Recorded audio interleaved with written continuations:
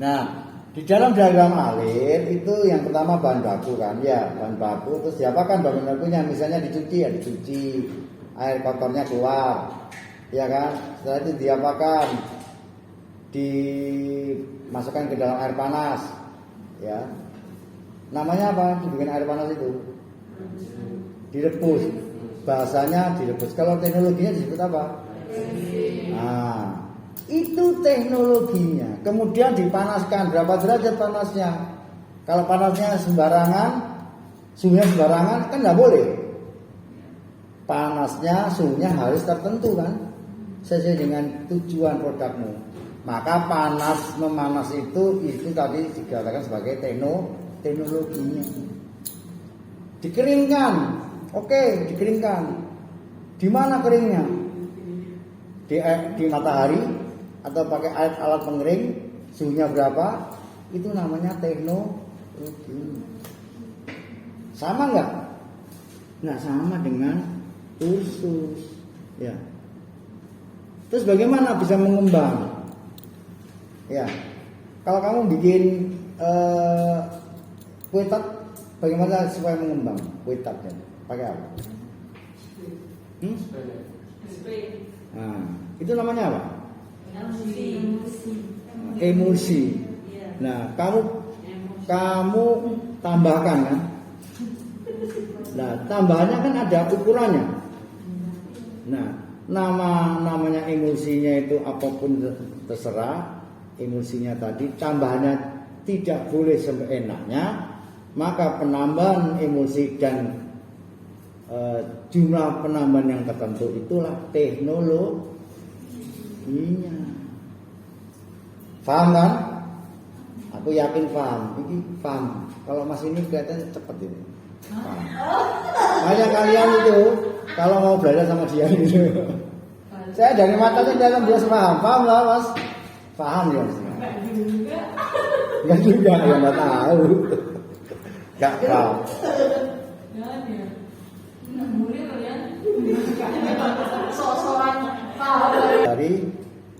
Dari perusahaan itu, tapi di luar perusahaan.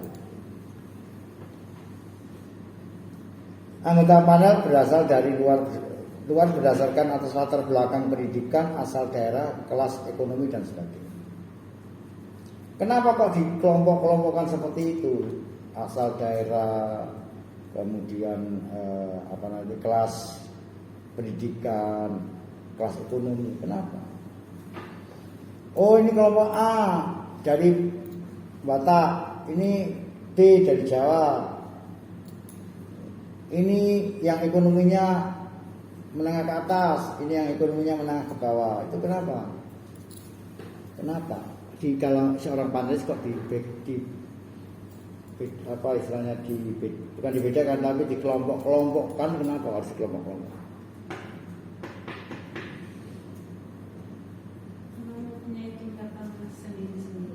Tingkatan sendiri dari selera, dari kata apa tadi? Sendiri itu selera, apa lagi? Dari budaya. Dari budayanya orang Jawa tidak sama dengan budayanya orang Batak. Karena budaya yang turun temurun ratusan tahun dari keluarganya, dari neneknya, dari kakeknya, dari leluhurnya, itu namanya budaya. Kalau orang Jawa Tengah, di Jogja Jawa Tengah itu selalu senangannya adalah manis. Apapun makanan, pokoknya manis mereka suka. Apapun makanan, kalau rasanya asin, itu dari mana? Jawa Timur, Madura. Orang Madura itu nggak suka manis, biasanya kepengennya yang asin. Daerah pantai utara, pantai selatan itu mesti makanan-makanan yang asin. Kenapa? Budayanya, pengalaman, perjalanan hidup orang tua, kakek nenek. Nggak bisa kamu mau merubah budaya, susah. Siapa yang bisa merubah budaya? Nah. Ya. Seperti orang Chinese, Ya, ada yang kayak di sini. Nah, itu budayanya beda. Ya, iya Mbak. Mbak dari mana? Mbak yang tadi belakang tadi. Nah, Mbak dari mana? Kalimantan. Tapi ada keturunan Cina ya. Itu apa beda loh dengan Kalimantan yang bukan China. Itu beda budayanya Pak ya. Beda budayanya. Makanya nggak salah kalau urusan itu dikelompok-kelompokkan. Oke.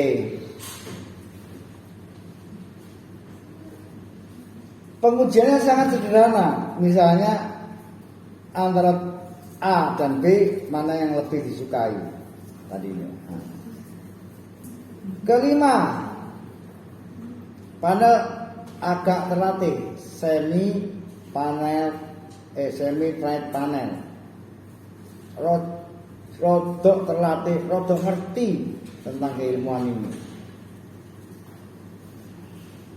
Ya. Termasuk mahasiswa. Jadi mahasiswa itu kalau kamu jadikan sebagai panel, maka dia sebagai panel agak terlatih. Karena dia mendapatkan teorinya, teknologinya.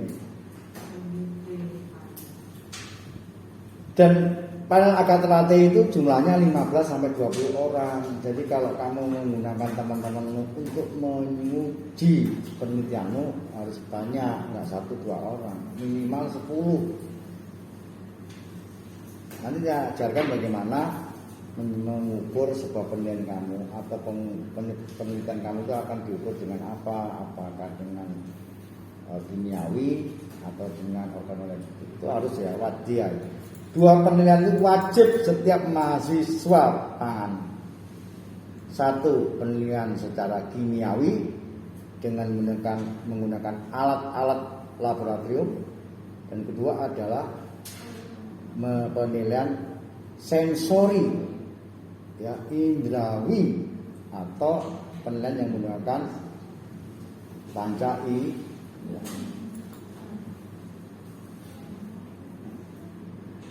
Yang terakhir konsumen, ya, konsumen.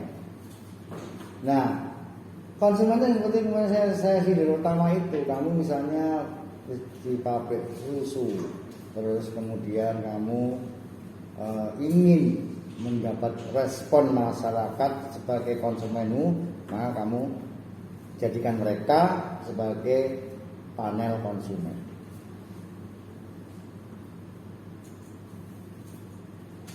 Saya mendapatkan contoh produk di mall-mall sering. Pak, coba Pak, nilainya berapa? Setahun aja waktu kayak ya. Berapa Pak? 7 apa 9, 10. Terima kasih Pak. Pak, produk coba. Enak Pak, enak wis. Ini berapa 100? Gimana kesuwen ndang ngali ae.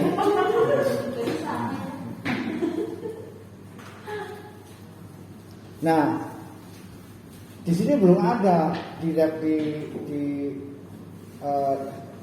mana itu Tristan itu belum ada lab uji organoleptik belum ada. Harusnya ada isolasinya, ruangan tertutup, ya, kedap suara, tidak berbau, tidak berisik. Terus ada kaca-kaca ini, kaca pemisah. Belum ada ini. Padahal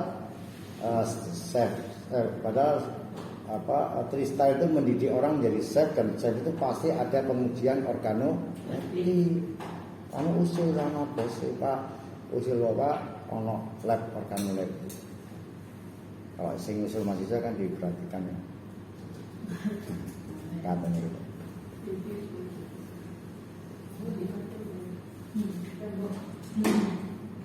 Nah, kalau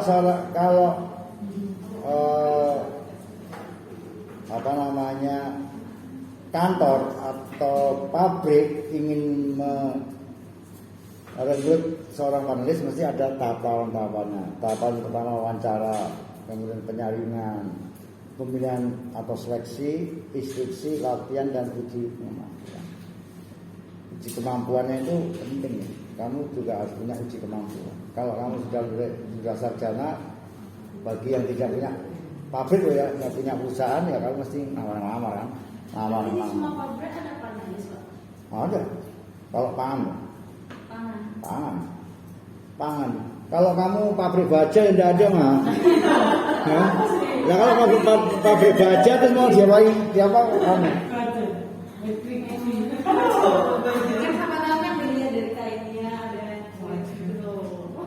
Terutama yang paling selalu wajib ada itu adalah produk-produk pangan, itu wajib ada Bang Noli.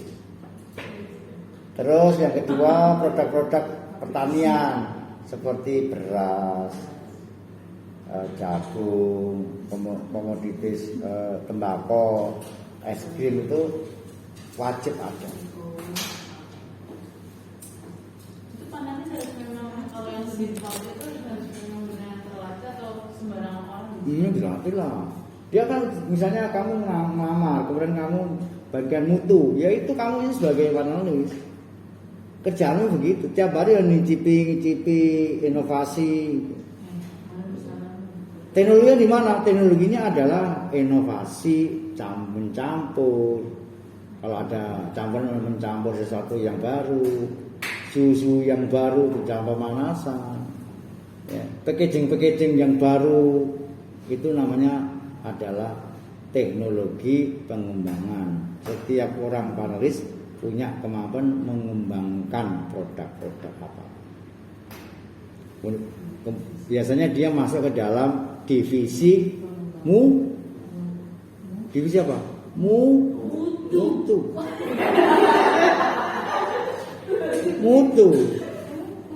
Divisi mutu. Misalnya Pak, kita nggak punya pengalaman terus kita mau jadi panelis itu gimana? Panelisnya siapa? Ya, pangan. Enggak, maksudnya untuk perusahaan atau untuk temenmu? Misalnya perusahaan kita cuma punya pengalaman tuh sekilas doang gitu loh Pak, tentang panelis itu yang kuliah misalnya gitu. Terus kita mau terjun di perusahaan terus mau jadi panelis gitu. Ya bisa aja. Tergantung dari persyaratan perusahaan di perusahaan itu apa sebagai panelis. Misalnya misalnya persyaratannya satu pernah kuliah, ya kan pernah kuliah loh. Kedua pernah melaksanakan praktikum indrawi. Ketiga usianya di bawah 25 tahun. Keempat sehat jasmani rohani, tidak gila misalnya. Nah kalau semuanya itu bisa ada dalam diri kamu kan bisa. Kan tidak ada persyaratan cantik, tidak ada. Persyaratan harus gemuk atau kurus nggak ada. Jadi kalau persyaratannya itu masuk, ya pasti bisa. Bagaimana caranya supaya kamu terampil? Nah, terampil tidak lagi. Kamu daftar masuk di dalam bidang mutu sebagai penalis bisa, tapi terampil enggak. Nah, terampilnya dengan apa? Belajar dan praktikum terus menerus. Belajar dan praktek terus menerus itu memunculkan keterampilan. Nembak, nah iso kan sekali todes ini mas, yang enggak pasti terus belajar nembak, terus teorinya dibaca. Gimana sih cara nembak itu? Praktek lagi nembak, ya lama-lama terampil kamu nembak.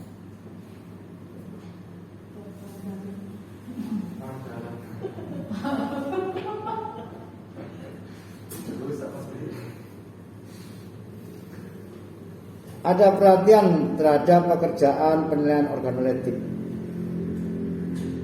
Itu loh syaratnya.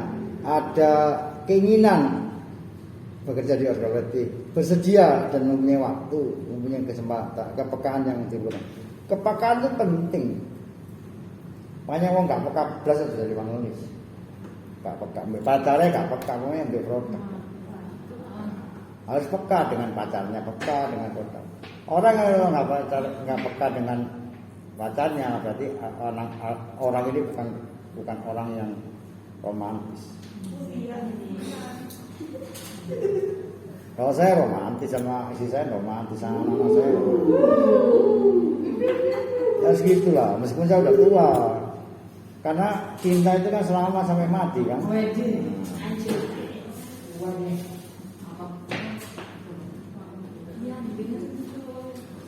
Tidak ada latihan dan tekanan pada pemilih, nggak ada ditekan-tekan, nggak boleh, panelis nggak boleh.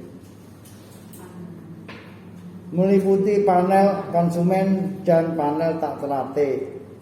Pemilihan anggota harus secara random, tidak boleh ada seragam dan kepekaan. Jadi di random. Misalnya kontak tak latih KB, sudah tak latih, tak teori sudah, praktek sudah. Nah, saya mau memilih 1, 2, 3 orang itu random. Gitu, di random. Maksudnya yang tidak boleh berseragam itu apa? Apa? Yang tidak boleh berseragam. Tidak boleh seragam. Oh, seragam sama. Ya, tidak boleh sama. Bukan seragam SD, Mbak. Bukan pakai apa? Pakai sepatu yang sama. Seragam, tidak boleh seragam. Ya, seragam. Nah, yang tidak boleh lagi sebagai panelis, tidak ada faktor fisiologis yang menekan. Apa? Lapar, nggak boleh lapar, makan dulu. Ya, kenyang, ya nggak boleh. Lapar nggak boleh. Merokok nggak boleh. Orang panelis nggak boleh merokok. Saya seperti saya nggak boleh sih, karena saya perokok kan. Sakit. Kalau kamu sakit jangan, karena sakit mempengaruhi saraf-saraf panca indera. Kemudian terlalu pagi, iya terlalu pagi. Orang baru bangun tidur, belum santai langsung kerja, nggak boleh. Dia harus santai, minum kopi dulu di ruangan tertentu. Dia merokok, dipersilakan merokok. Ih, tidak boleh merokok, tapi kan ya ono sing merokok. Lah, oleh karena itu perusahaan harus ada kebijakan. Kebijakannya apa? Oke lah, tapi kamu harus tempat ini. Kedua, tidak boleh lebih dari 2 batang misalnya. Itu adalah kebijakan untuk mendekati orang-orang yang punya kemampuan ahli tapi perokok. Ada Mbak. Semua dokter gila teman. Semua dokter gula, semua dokter tembakau itu perokok berat. Gitu loh. Coba lihat yang dokter tembakau, dokter gula. Itu pasti tua, sepuh, perokok lagi. Tapi kok bisa jadi panelis karena dia punya kemampuan khusus.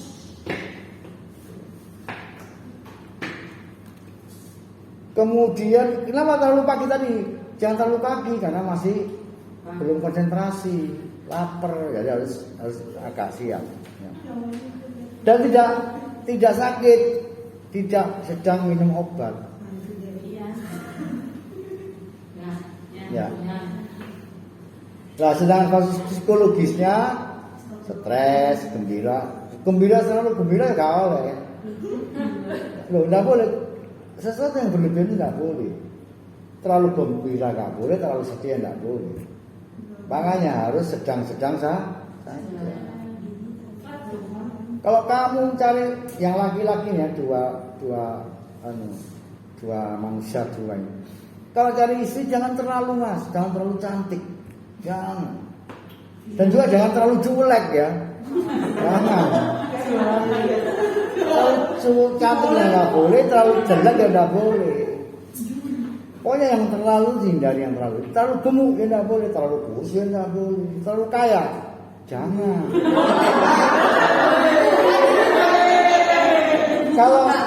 Kalau miskin ya jangan, kalau terlalu kaya mas. Kalau saya sebagai laki-laki saya nggak mau, karena apa? Harga diri saya pasti akan dipermainkan oleh istri saya karena dia terlalu kaya. Bukan tidak Pak, karena cinta kan juga. Oh sekarang cinta, tapi setahun 2 tahun punya anak 3 beda lagi. Itu loh. Makanya jangan terlalu kaya, sedang-sedang saja. Makanya lagunya ada kan sedang-sedang saja. Nah, kemudian contoh uji kesukaan. Contoh uji kesukaan yang tadi saya ceritakan tadi ya, Mbak. Oke, yang saya ulangi ya.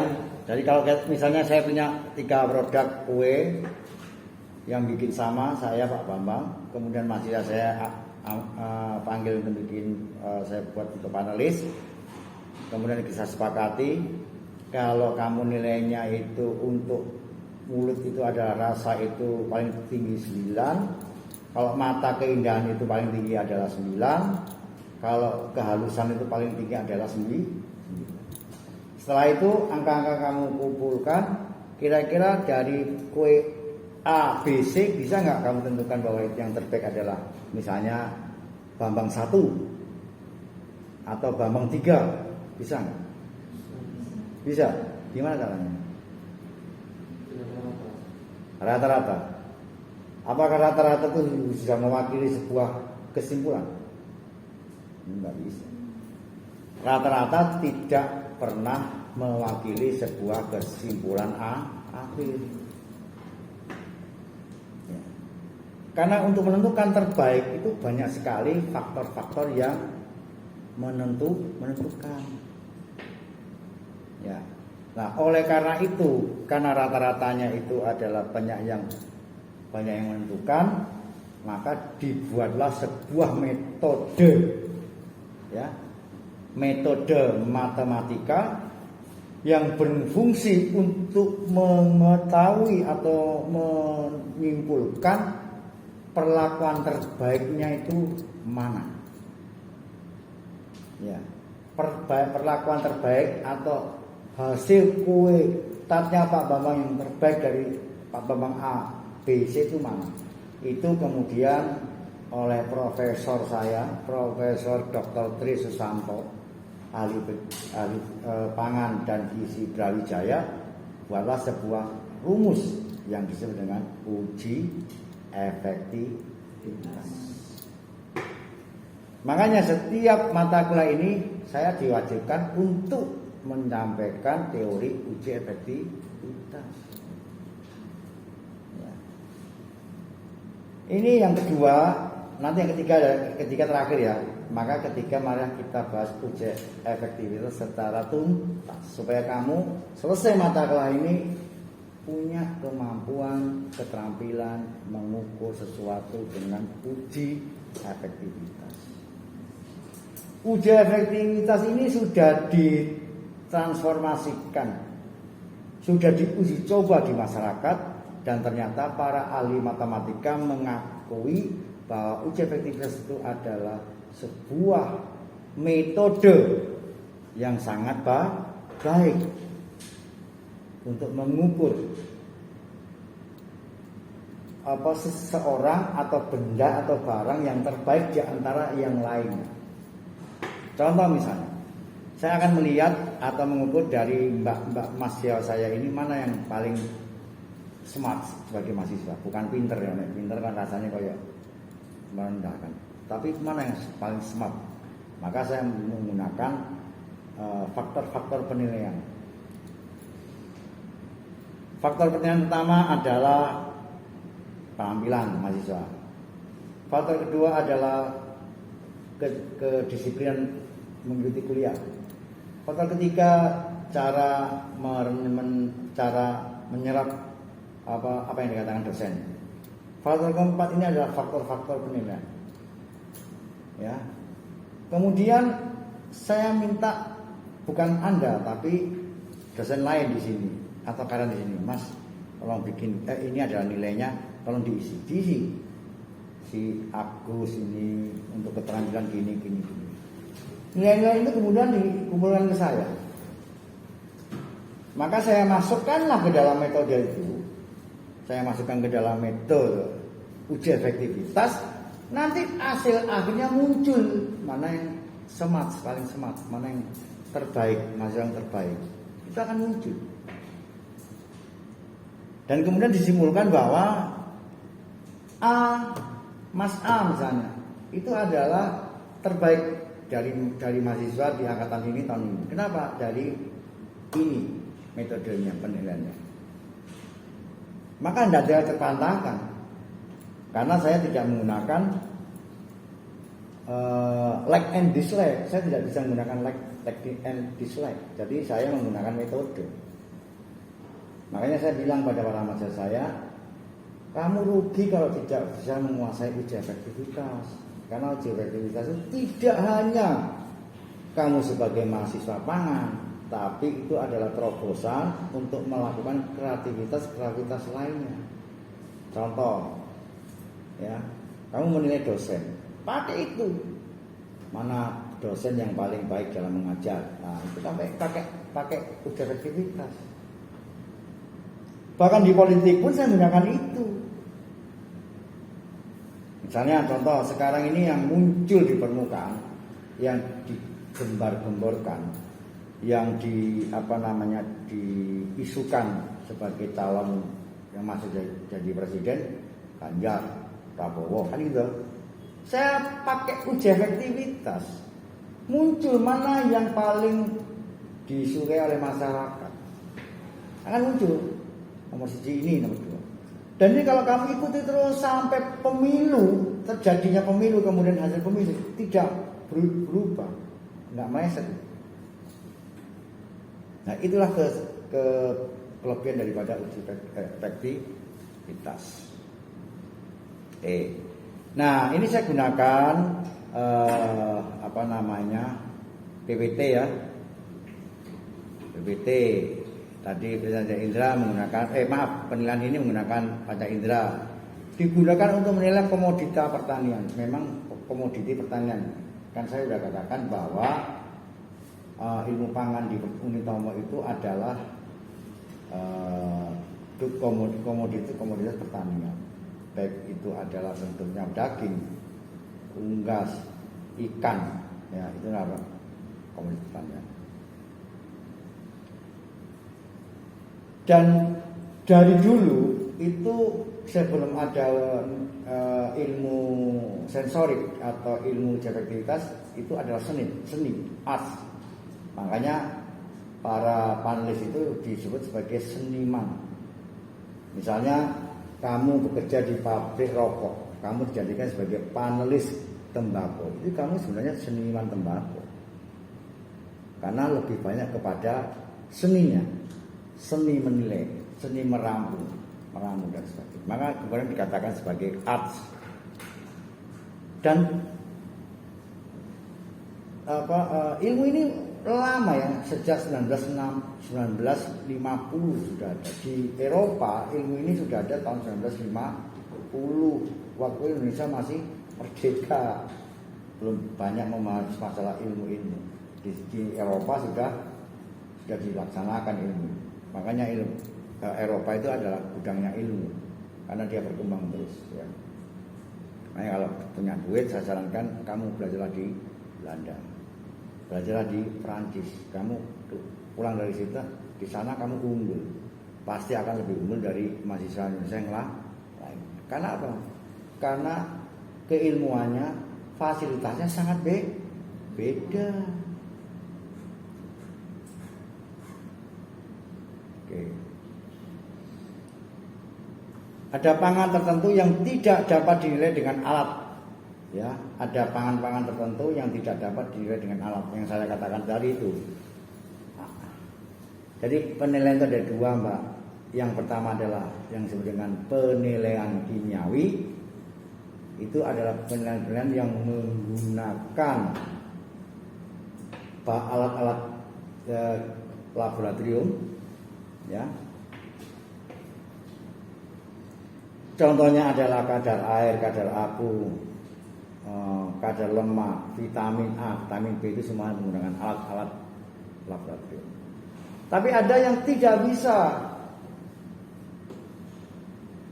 yaitu adalah indrawi. Indrawi tidak menggunakan. Ada indrawi yang bisa menggunakan alat laboratorium, hanya satu,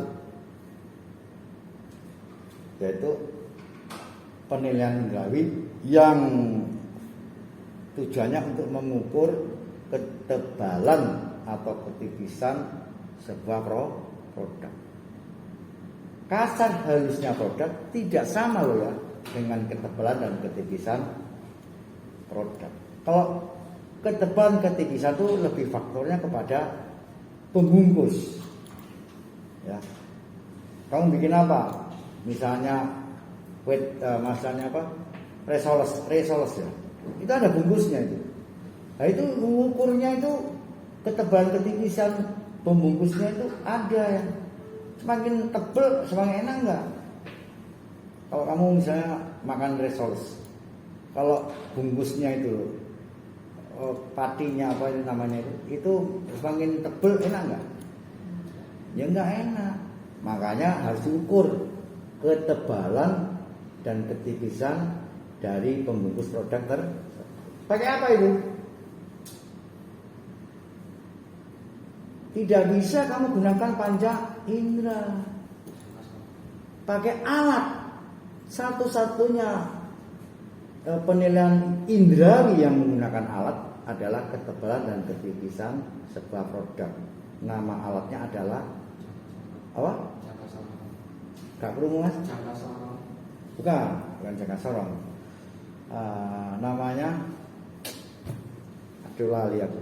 Yang ya kayak suntikan dulu. Ya, isinya namanya jangka sorong. Oh. Jadi kayak suntikan gitu, suntikan begini. Terus ini ada angka-angkanya. Kemudian ada jarumnya itu. Nah, itu kalau set gitu dia set. Itu adalah ketebalan dan ketipisan produk. Itu hanya itu yang bisa di dalam lab itu di lab. Ya, lali ini eling tak eling itu. Alatnya sopo pesen. Ya, hanya itu, Mbak. Ya. Kemudian dikatakan bahwa uji efektivitas itu dulu adalah perorangan. Yang kemudian tadi kemarin saya sebut dalam teori sebagai panelis perorangan. Sekarang enggak. Sekarang lebih ke tim, ya. Kenapa? Karena sekarang jarang orang bisa mampu menjadi panelis perorangan.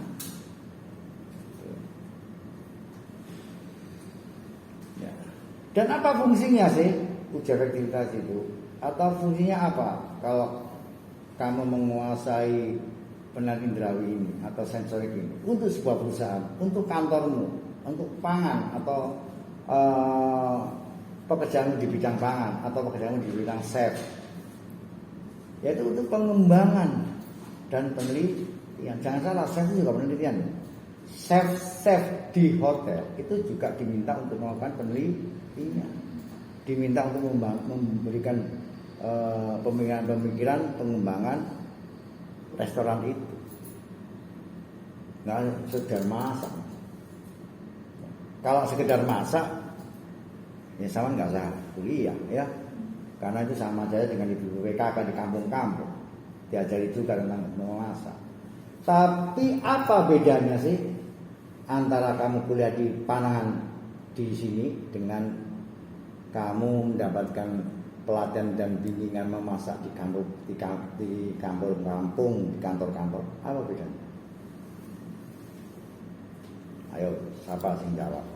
Apa bedanya kamu kuliah di Tristar, ya,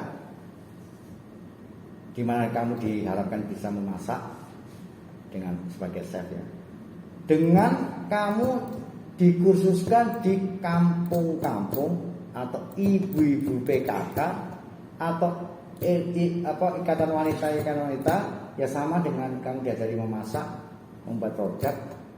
Apa bedanya? Lebih teralat dan tertata. Teralat, tertata, oke. Belum pas, apa mas? Contohnya? Teknik pemasakan, oke. Metode, Mbak, baju putih. Paham teorinya. Oke, apa lagi? Ilmunya. Paham teorinya, ilmunya, cara memasaknya yang baik. Itu namanya apa?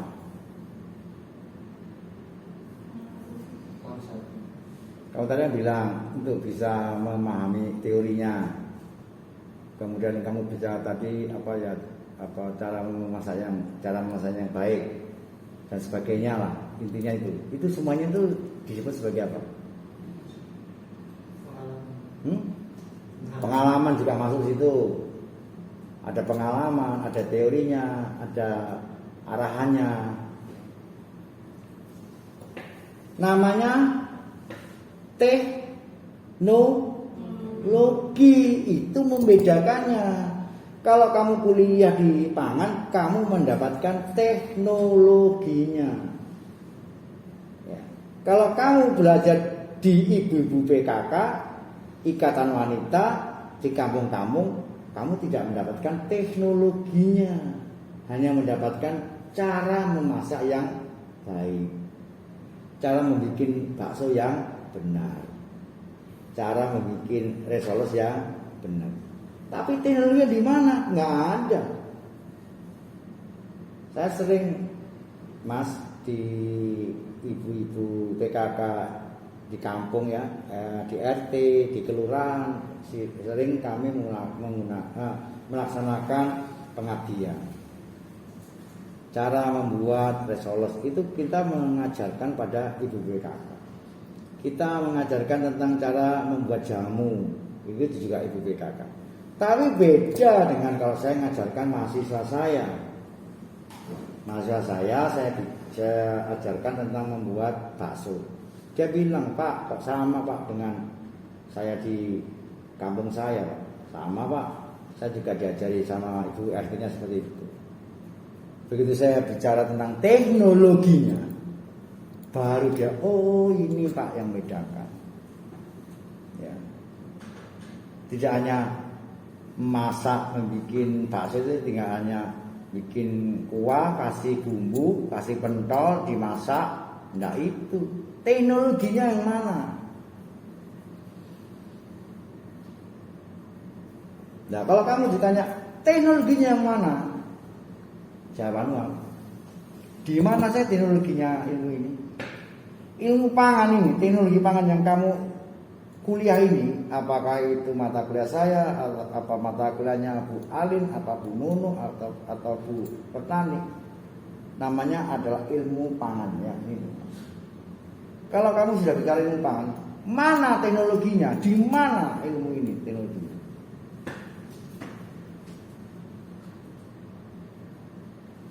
Di mana? Ayo, nek jawab pakai A, kasih A. Nggak usah repot-repot, nggak usah ujian tes, nggak usah ujian AS, kamu tak kasih A, sekali. Kalau bisa jawab. Di mana? Kan tadi kita sudah sepakat ya bahwa yang membedakan antara